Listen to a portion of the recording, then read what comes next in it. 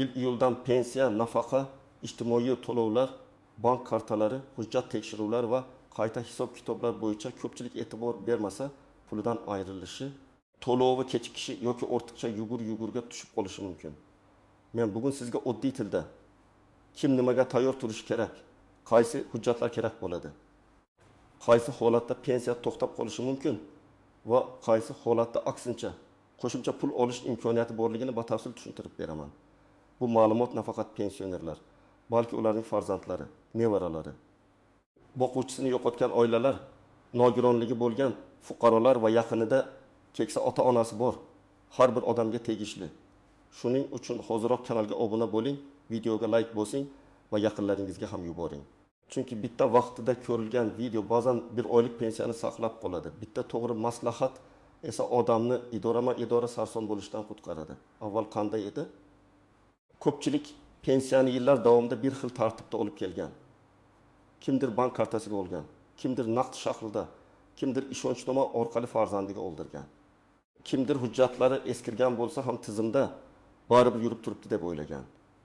Ayrim fuqarolar yashash manzili o'zgarganini vaqtida bildirmagan. Ayrimlar pasport yoki ID karta muddati, bank kartasi muddati, nogironlik ma'lumotnomasi, boquvchisini yo'qotganlik bo'yicha hujjatlar, mehnat staji yoki ish haqi arxiv ma'lumotlarini yangilash kerakligini unutgan. Endi esa tartiblar bosqichma-bosqich raqamlashtirilmoqda. Bu nimani anglatadi? Davlat organlari, pensiya bo'limlari, banklar, soliq, FHDYO, bandlik, tibbiy, ijtimoiy, ekspertiza kabi tizimlar o'zaro ko'proq ma'lumot almashadi. Bir tomondan bu yaxshi, odam kamroq qog'oz ko'taradi. Ayrim ma'lumotlar avtomatik tekshiriladi, qayta hisob-kitob tezlashadi. Lekin ikkinchi tomondan ma'lumotlarda xato bo'lsa, hujjat eskirgan bo'lsa, yashash joyi, familiya, pasport raqami, bank karta rekviziti yoki mehnat staji bo'yicha nomuvofiqlik chiqsa, to'lov kechikishi, qayta tekshiruv boshlanishi yoki odamdan qo'shimcha hujjat talab qilinishi mumkin. Men eng muhim narsani alohida aytaman. 1 iyuldan o'zgarish degan hammaning pensiyasi avtomatik kamayadi degani emas. Bu noto'g'ri vahima. Lekin menga aloqasi yo'q deb qo'l siltash ham xato. Kimning hujjati toza, ma'lumotlari to'g'ri, bank kartasi faol, yashash manzili mos, pensiya turi bo'yicha asoslari joyida bo'lsa, u odatdagidek pulini olaveradi. Muammo ko'proq ma'lumotlarda uzilish, qarama-qarshilik yoki eski hujjat bo'lgan odamlarda chiqadi. Birinchi masala. Pensiya to'lovi qayerga tushadi? Agar siz pensiyani bank kartasiga olayotgan bo'lsangiz, karta muddati, telefon raqamingiz, bankdagi ma'lumotlaringiz va shaxsiy hujjatingiz bir-biriga mos bo'lishi kerak. Masalan, onaxon 68 yoshda, pensiyasi har oy 1.400.000 so'm. Kartasi iyun oxirida tugagan, lekin u pul tushsa bank o'zi biladi deb yuribdi. 1 yildan keyin to'lov kartaga o'tmay qolsa, ayb pensiya bo'limida emas. Karta faol emasligida bo'lishi mumkin. Bunday holatda odam bankka boradi, yangi karta ochadi, kerak bo'lsa pensiya bo'limiga yangi rekvizitni bildiradi. Agar buni oldindan qilsa, pul kechikmaydi. Ikkinchi masala. Ishonchnoma orqali pensiya olish. Ko'p oilalarda keksa ota-onaning pensiyasini o'g'li yoki qizi olib beradi. Bu qonuniy bo'lishi mumkin, lekin ishonchnoma muddati, notarial tasdiq, pensionerning tirikligi va roziligi masalalari juda muhim. Misol uchun bir otaxon qishloqda yashaydi, o'g'li shaharda bank kartasidan foydalanadi. Agar tizimda otaxonning yashash manzili boshqa, karta ishlatilayotgan joy boshqa, ishonchnoma muddati tugagan bo'lsa, tekshiruv bo'lishi mumkin. Bu hammani ayblashyapti degani emas, balki pensioner pulini boshqa birov noqonuniy ishlatmasligi uchun himoya chorasi. Uchinchi masala, yashash manzili. Pensiya oluvchining doimiy yoki vaqtincha yashash joyi ma'lumotlari yangilangan bo'lishi kerak. Ayniqsa, boshqa viloyatga ko'chganlar, farzandi yoniga ketganlar, chet elga uzoq muddatga chiqqanlar, ro'yxatdan o'tgan joyi bilan real yashash joyi farq qiladiganlar e'tiborli bo'lishi kerak. Masalan, pensioner Samarqandda ro'yxatda, lekin 2 yildan beri Toshkentda qizi bilan yashaydi. Agar rasmiy xabarnoma eski manzilga yuborilsa, u xabarni olmaydi. Keyin menga aytishmadi deydi. Shuning uchun men har doim aytaman, manzil o'zgarsa, buni rasmiylashtiring yoki hech bo'lmasa pensiya bo'limida ma'lumotlaringizni tekshirtiring. 4-masala, mehnat staji va qayta hisob-kitob. Ayrim pensionerlar pensiyaga chiqqanidan keyin ham ishlaydi. Kimdir maktabda qorovul, kimdir bog'chada oshpaz, kimdir bozorda rasman ishlagan, kimdir korxonada shartnoma asosida faoliyat yuritgan. Agar ish haqi rasmiy bo'lsa, badallar to'lan bo'lsa, ma'lum shartlarda pensiyani qayta hisoblash imkoniyati paydo bo'lishi mumkin. Lekin odamlarning xatosi shuki, men ishladim, demak pensiya o'zi oshadi deb o'ylaydi. Har doim ham avtomatik bo'lavermaydi. Ba'zan ariza berish, ish joyidan ma'lumot olish, elektron tizimda ko'rinmayotgan stajni tasdiqlash kerak bo'ladi. Masalan, aka 2022 yilda pensiyaga chiqqan. Pensiyasi 1 million 800 ming so'm bo'lgan. Keyin 2022 va 2023 yillarda rasman ishlagan. Oyligi 2 million 500 ming so'mdan ko'rsatilgan. Agar bu davr pensiya hisobiga tasdiqlanadigan bo'lsa, u ariza bilan murojaat qilib, qayta hisob kitob talab qilishi mumkin. Natijada pensiya 80 ming, 20 ming yoki bundan ko'proq oshish ehtimoli bor. Raqam har bir odamda boshqacha. Sta, ish haqi, pensiya turi, avvalgi hisob kitob va qonuniy mezonlarga qaraladi. 5-masala bo'g'uvchisini yo'qotganlik pensiyasi. Bu toifa alohida e'tibor talab qiladi. Bolalar, talabalar, nogironligi bo'lgan oila a'zolari marhum o'quvchining qaramog'ida bo'lgan shaxslar bo'yicha hujjatlar doimiy ravishda tekshirilishi mumkin. Masalan, 18 yoshdan oshgan farzand kunduzgi ta'limda o'qisa, ma'lumotnoma kerak bo'ladi. Agar u o'qishni tugatgan bo'lsa yoki sirtqi ta'limga o'tgan bo'lsa, to'lov huquqi o'zgarishi mumkin. Bu yerda eng katta xato. Oilalar o'zgarishni yashiradi yoki bildirishni unutadi. Keyin ortiqcha to'langan pul aniqlansa, qaytarish talab qilinishi mumkin. Bu juda og'ir holat. Chunki odam allaqachon sarflab yuborgan pulni keyin bo'lib qaytarishga majbur bo'ladi. 6-masala, nogironlik pensiyasi va nafaqalar. Nogironlik guruhi muddasiz belgilanganmi yoki ma'lum muddatgami? Tibbiy ijtimoiy ekspertiza xulosasi qachongacha amal qiladi? Qayta ko'rik sanasi qachon? Bularning hammasi muhim. Agar qayta ko'rik muddati o'tib ketgan bo'lsa, to'lov vaqtincha to'xtashi mumkin. Masalan, fuqaroning 2-guruh nogironligi 30 iyungacha belgilangan. U iyulda pul tushishini kutadi, lekin qayta ko'rikdan o'tmagan. Tizimda asos yo'q, demak to'lov ushlanishi mumkin. Bu yerda ayb izlashdan ko'ra oldindan harakat qilish kerak.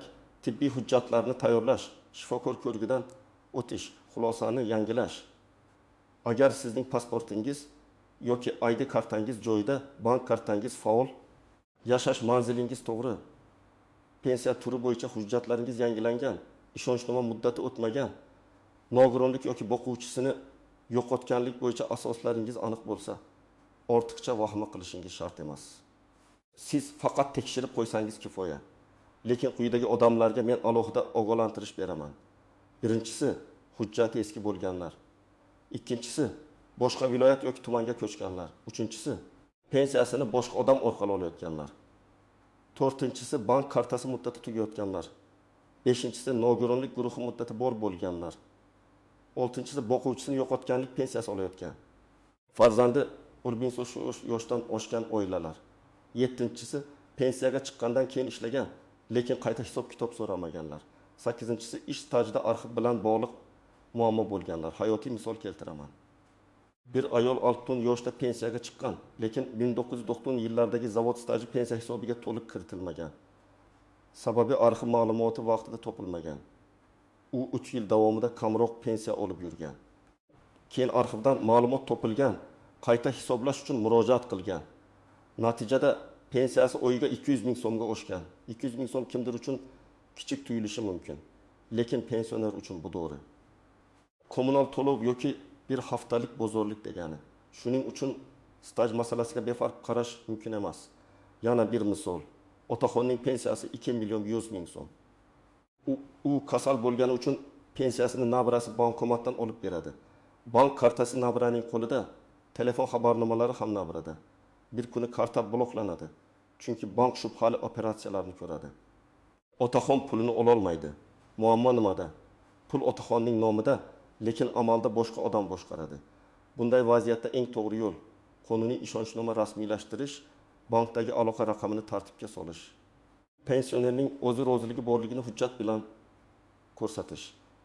Birinchi nozik jihat, hamma xabarlar ham rasmiy emas. Hozir telefonlarga, Telegram guruhlarga iyuldan pensiya bekor bo'ladi. Hamma qaytadan ariza beradi. Pul olish uchun karta raqamingizni yuboring, kompensatsiya chiqdi degan turli xabarlar keladi. Men qat'iy aytaman, karta raqamingiz, SMS kod, pasport nusxasi bank ilovasi parolini hech kimga bermang. Pensiya bo'limi yoki bank xodimi sizdan SMS kod so'ramaydi. Firibgarlar aynan pensionerlarni nishonga oladi. Chunki ular ko'pincha rasmiy va norasmiy xabarni ajratishga qiynaladi. Ikkinchi nozik jihat, ortiqcha to'lov. Ba'zi odamlar davlat o'zi yubordimi, demak meniki deb o'ylaydi. Lekin agar to'lov noto'g'ri asosda berilgan bo'lsa, keyin qaytarish masalasi chiqishi mumkin. Masalan, talaba kunduzgi o'qishni tugatgan, lekin boquvchisini yo'qotganlik bo'yicha pul yana 3 oy tushgan. Oila bu pulni ishlatgan. Keyin tizim aniqlaydi va ortiqcha to'lovni qaytarishni so'raydi. Shuning uchun huquq tugagan yoki o'zgargan holat bo'lsa, o'z vaqtida bildirish kerak. Bu o'zingizni keyingi qarzdan himoya qiladi. Uchinchi nozik jihat, chet elga chiqish. Agar pensioner uzoq muddat chet elda bo'lsa, to'lov tartibi tasdiqlovchi hujjatlar, yashash holati va bank operatsiyalari bo'yicha savollar tug'ilishi mumkin. Har bir holat alohida ko'riladi. Shuning uchun falonchi ketibdi, puli tushyapti, demak menga ham shunday bo'ladi, deyish xato. Chet elga ketayotgan pensioni oldindan pensiya bo'limidan o'z holati bo'yicha tushuntirish olgani ma'qul. To'rtinchi nozik jihat, familiya, ism, otasining ismi va tug'ilgan sana xatolari bu kichik narsa emas. Bir harf farqi ham tizimda muammo berishi mumkin. Masalan, mehnat daftarchasida Mavluda, pasportda Mavluda, arxiv hujjatda esa Mavluda opa yoki otasining ismi boshqa yozilgan bo'lsa, stajyani tasdiqlashda savol chiqadi. Bunday holatda FHDga ma'lumotlari, arxiv tasdiqlari, ish joyi ma'lumotnomasi, zarur bo'lsa sud orqali faktni belgilash kabi yo'llar bor. Men bunday masalada vaqtni cho'zmaslikni maslahat beraman. Chunki har bir oy kamroq pensiya olish ehtimoli bor. 5-nozik jihat, pensiya miqdori oshsa ham hammaniki bir xil oshmaydi. Odamlar ko'pincha qo'shnimniki 300 mingga oshdi, meniki nega emas 800 mingga oshdi deb xafa bo'ladi. Pensiya hisobida staj, ish haqi, pensiyaga chiqish vaqti, toifa, imtiyozli davrlar, ish joyi, avvalgi qayta hisob kitoblar hisobga olinadi. Shuning uchun ikki odam bir mahallada yashasa ham natija bir xil bo'lmaydi. Eng to'g'ri yo'l o'z hisob kitobingiz bo'yicha yozma tushuntirish so'rash. 6-nozik jihat, og'zaki gapga ishonib qolmaslik. Sizga bo'lmaydi, kerak emas. Keyin keling degan og'zaki javoblar odamni huquqidan mahrum qilishi mumkin. Agar sizda asos bo'lsa, arizani yozma topshiring. Ariza ro'yxatdan o'tsin, javob ham yozma bo'lsin. Shunda keyin yugurib turuvchi tashkilotga yoki sudga murojaat qilish imkoniyati bo'ladi. Birinchi qadam, hujjatlaringizni tekshiring.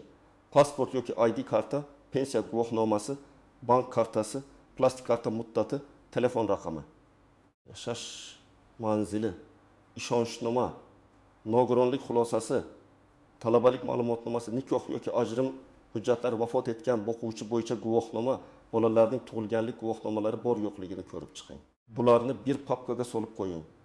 Men pensionerlarga doim aytaman, hujjat tartibli bo'lsa, muammoning yarmi hal. Ikkinchi qadam, bank kartangizni tekshiring. Kartaning amal qilish muddati qachongacha? SMS xabarnoma qaysi raqamga ulangan? Bank ilovasiga kira olasizmi? Karta bloklanmaganmi? Agar karta muddati tugayotgan bo'lsa, pensiyasi tushadigan sanani kutmay oldindan bankka boring. Bankka borganda ID karta yoki pasportni oling. Agar pensioner bora olmasa, qonuniy vakil yoki ishonchnoma masalasini tartibga keltiring. 3-qadam, pensiya bo'limiga yoki davlat xizmatlari markaziga murojaat qilib, ma'lumotlaringizni tekshirtiring. Mening pensiya ishimda pasport ma'lumotlari, yashash manzili, bank rekviziti, pensiya turi va qayta hisob kitob uchun asoslar to'g'ri ko'rsatilganmi deb so'rang.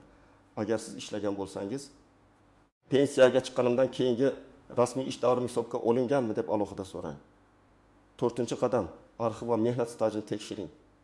Eski mehnat daftarchangiz bo'lsa, uni yo'qotmang. Ishlagan korxonangiz yopilgan bo'lsa, arxivdan ma'lumot so'rash mumkin. Masalan, siz 1905 yildan 1905 yilgacha fabrikada ishlagan bo'lsangiz, lekin pensiya hisobida faqat 6 yil ko'ringan bo'lsa, qolgan 4 yil uchun arxiv dalili izlanadi. Bu pensiya miqdoriga ta'sir qilishi mumkin. 5-qadam, arizani to'g'ri yozing. Arizada kimga murojaat qilayotganingiz, FI6, pasport ma'lumoti, yashash manzili, telefon raqami, pensiya turi va talabingiz aniq bo'lsin. Masalan, pensiyamni qayta hisoblab berishingizni so'rayman. Chunki pensiyaga chiqqanimdan keyin 2022-2023 yillarda rasmiy ishlaganman yoki mehnat stajimga 1996 yillardagi ish davrimni kiritish masalasini ko'rib chiqishingizni so'rayman. Arizaga hujjat nusxalarini ilova qiling. Topshirganingizda ro'yxat raqamini oling. 6-qadam, javobni kuting, lekin nazorat qiling. Har bir murojaatning ko'rib chiqish muddati bo'ladi. Agar javob kechiksa, qayta murojaat qiling. Agar rad javobi berilsa, rad etish sababi yozma bo'lishi kerak. Sababni ko'rmasdan turib bo'lmadi ekan deb taslim bo'lmang. Ba'zan bitta yetishmayotgan ma'lumotnoma sabab rad etiladi. Hujjat to'ldirilsa, masala ijobiy hal bo'lishi mumkin. 7-qadam, farzandlar ota-onasiga yordam bersin. Men ayniqsa yosh tomoshabinlarga murojaat qilaman. Ota-onangiz, buvingiz, bobongiz telefondagi SMS-larni tushunmasligi, bank ilovasidan foydalana olmasligi. Firibgar qo'ng'irog'ini rasmiy deb o'ylashi mumkin. Ularning kartasini tortib olib, o'zingiz ishlatish emas, balki himoya qilish kerak. Hujjatlarni tartiblang, kartasi muddatini tekshiring, pensiya bo'limiga birga boring, tushunmagan joyini yozib oling. 8-qadam. Hech kimga kod bermang. Agar kimdir telefon qilib, kompensatsiya chiqadi, kartangizga pul tushiramiz, SMS kodini ayting desa, darhol aloqani uzing. Bankka o'zingiz rasmiy raqam orqali qo'ng'iroq qiling yoki filialga boring. Men buni qayta-qayta aytaman. Chunki eng katta yo'qotishlar aynan shu joyda bo'ladi. Odam bir umr mehnat qilib olgan pensiyasini bir daqiqada firibgarga berib qo'yishi mumkin. Yana bir muhim maslahat, agar pensiyangiz tushmasa, avval vahima qilmang. Birinchi bankni tekshiring, karta ishlayaptimi? Hisob bloklanmaganmi? Texnik kechikish yo'qmi? Keyin pensiya bo'limiga murojaat qiling. To'lov yuborilganmi? Hujjatda muammo bormi? Agar ikkala joy bir-biriga yuboraversa, yozma murojaat qiling. Mening falon oy uchun pensiya to'lovim tushmagan, sababini tushuntirib berishingizni va to'lovni amalga oshirishni so'rayman deb yozing. Og'zaki yugurishdan ko'ra yozma murojaat tezroq natija beradi. Iyuldan keyingi o'zgarishlarning asosiy ma'nosi shuki, tizim aniqroq bo'ladi, nazorat kuchayadi, ma'lumotlar mosligi muhimlashadi. Bu halol pensionerga zarar qilish uchun emas, balki noqonuniy to'lovlar, noto'g'ri hisoblar, begona odamning pensioner puli ustidan nazoratsiz foydalanishi kabi holatlarning oldini olish uchun qilinadi. Lekin har qanday tizimda xato bo'lishi mumkin. Shuning uchun o'z huquqingizni bilishingiz, hujjatingizni tekshirishingiz va kerak bo'lsa talab qilishingiz kerak. Men ekspert sifatida sizga eng to'g'ri yo'lni aytaman. Hech narsani oxirgi kunga qoldirmang. Bugun hujjatlarni ko'ring. Ertaga bank kartasini tekshiring. Keyingi kuni pensiya bo'limiga qo'ng'iroq qiling yoki boring. Agar qayta hisob-kitobga asos bo'lsa, ariza tayyorlang. Agar nogironlik muddati tugayotgan bo'lsa, shifokor ko'rigini boshlang. Agar talaba farzand bo'yicha to'lov olayotgan bo'lsangiz, o'qish joyidan ma'lumotnoma oling. Agar ishonchnoma orqali pul olinayotgan bo'lsa, muddati va qonuniyligini tekshiring. Demak, 1 iyuldan hamma narsa birdan qo'rqinchli bo'lib ketadi degan gapga ishonmang, lekin beparvo ham bo'lmang. Eng katta xavf pensiyaning kamayishida emas, hujjatdagi xato, bank kartasidagi muammo, muddati tugagan ma'lumotnoma, noto'g'ri manzil yoki vaqtida berilmagan arizada. Kim tayyor bo'lsa, u tinch bo'ladi. Kim o'zi bo'laveradi deb yursa, keyin navbat murojaat, kechikkan to'lov va asabiylashish bilan ovora bo'lishi mumkin. Agar siz pensioner bo'lsangiz, bugunoq hujjatlaringizni tekshiring. Agar ota-onangiz pensiya olsa, ularga yordam bering. Agar pensiyangiz kam hisoblangan deb o'ylasangiz, yozma murojaat qiling. Agar pul tushmasa, bank va pensiya bo'limida rasmiy javob talab qiling.